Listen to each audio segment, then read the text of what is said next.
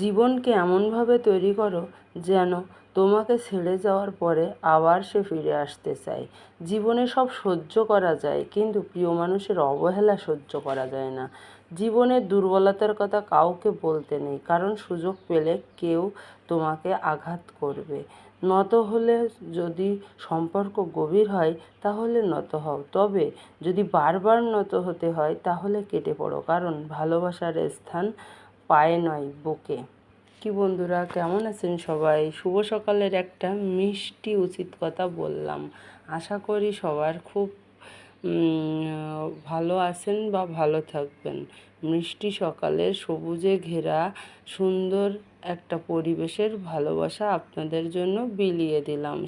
সবাই আপনারা আমার সঙ্গে থাকুন, পাশে থাকুন। ভালোবেসে আমরা একসাথে এগিয়ে যাব, অনেক দূরে আকাশের মতো মাথা উঁচু করে দাঁড়াবো। কি বন্ধুরা, ঠিক বললাম তো?